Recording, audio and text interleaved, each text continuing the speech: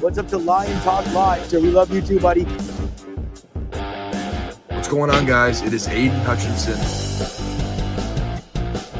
What's up, everybody? It's Calvin Johnson Jr. here, a.k.a. Megatron, a.k.a. First Ballot. What's up, man? It's your boy Amon-Ra St. Brown. Greetings and salutations to everyone out there in YouTube land. This is Dan Skipper, offensive weapon for the Detroit Lions. Make sure you all help support Lions Talk Live, Coach Dan, by clicking on that like and subscribe button. Everybody, woo! I love nothing more than watching Lions Talk Live every morning. Woo! Woo!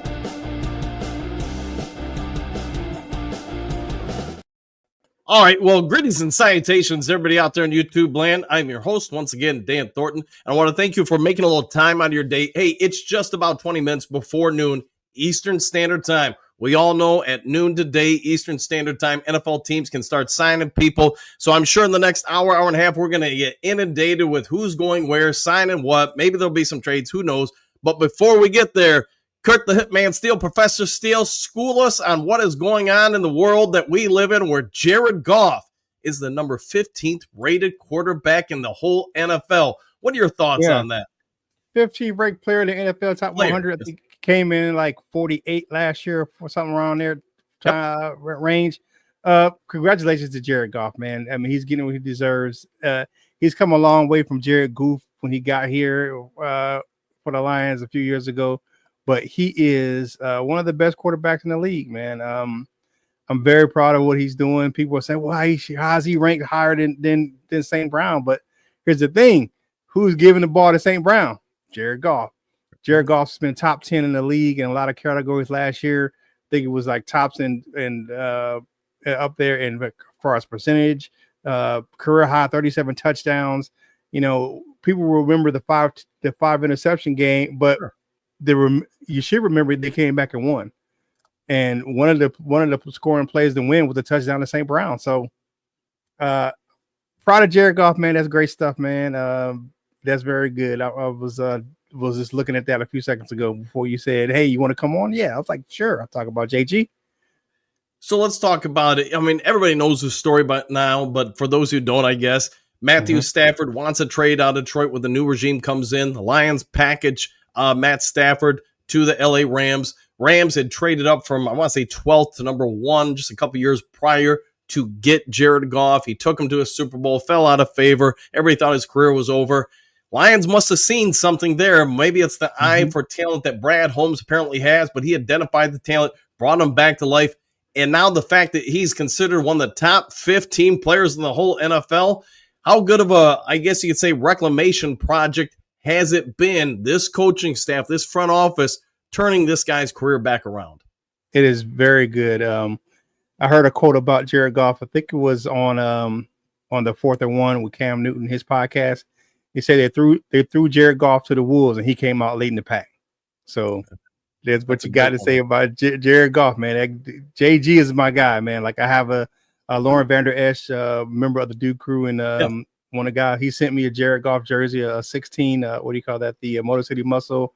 I got a Jared Goff t-shirt from LNU. So yeah, I was hesitant for a while with Jared Goff, man, but he's won me over, man. You know, he's winning.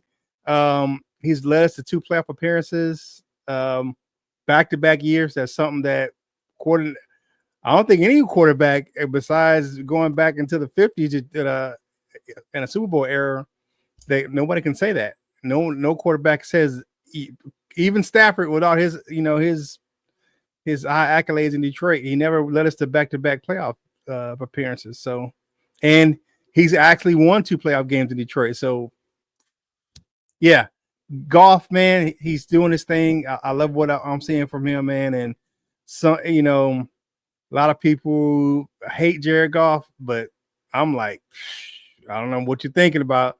But like, you got to look at his record, look what he's done, and he's doing his thing. So let's bring that up to the forefront there, because there are some Lions fans that absolutely despise this guy. What can you say about the fact that Goff not only has he turned his career around, he's won 2 playoff games. And let's be honest, he's the only person on planet Earth alive who's a quarterback who can say he's won 2 playoff games for the Detroit Lions. Why is it such a percentage of the fan base? I don't want to say it's a large part, but there is a part that really just does not like Jared Goff. I think because they want, I think a lot of them are so in love with Matthew Stafford, and Stafford went and got a Super Bowl with the Rams, but that was one of the teams that Jared Goff built. I mean, like, he got into that same roster to the Super Bowl a few years before that. So I'm liking what I'm seeing out of Jared Goff, man. You get some people that just have hangovers. They're not going to like the new guy. Some people are just afraid of change. One of my co-hosts, man, he's still very, very LL Cool Jones. He's very critical of Jared Goff, but I'm saying you got to give the guy his due, man. Is he perfect? Absolutely not. Right. Is he still a very good quarterback in this league? Absolutely he is, man, because you look at the record over the last few years, the Lions have just gotten better under Jared Goff. 3-13, 9-8. What is that? 12-3, then 15-2. So come on, man. You got to give the guy his due. He's doing his thing, man.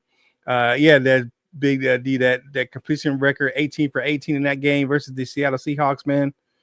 I mean, what can you say about that? Yeah, I mean, like, he's gonna be in that proud of the Lions, man, here shortly, man, when his career is over. Kurt Steele, you're roughly my age, so I'm going to say this. There's some people that say Jared Goff catches bullets with his teeth. If you get that movie reference. Mm-hmm. And all I can say is, in the time I've watched the Lions and covered them, I've watched a whole lot of bad quarterback play. Stafford's obviously been a good one. You've had a couple other guys sprinkled in here and there have had moments. But, whether you're a Stafford fan or a Goff fan, I think we can say both of them have played at a pretty good level. The difference being, Goff, for whatever reason, he's won the division a few times. He's won some playoff games. And, man, for Lions fans, you just never thought that would ever happen again after the early 90s. All right, let's not make this a long one. I know we got about, 13 minutes until hopefully we start getting some news, or more realistically, I'm betting by 12:30 or 1 p.m. Eastern Standard Time. One thing I did want to put out there real quick: Moonscar, 15th rated player or quarterback, 15th rated player in the NFL. So I did misspeak there. All right, Kurt Steele, won't keep you. Why don't you go ahead and give yourself a shout out to everybody where they can find you and your most impressive work. Hey, check me out on the Boss Up Ball Out podcast. I have an article dropping today over on Sideliner Sports. So go check it out, man. Talking about that big trade that happened this morning, man, and what that means for the young rookie in Detroit. Go check out the Hitman's impressive work. Go show some love, support, show some love for the Boss Up Ball Up podcast and Professor Steele as we get some news throughout the day. Because let's be honest here, next hour or so, it's probably going to start hitting quite a bit. So keep your notifications on. Stay tuned. Yeah. Be kind to other human beings. We'll see you all on the next Lions Talk Live. We'll see you guys. If I can find the right button here.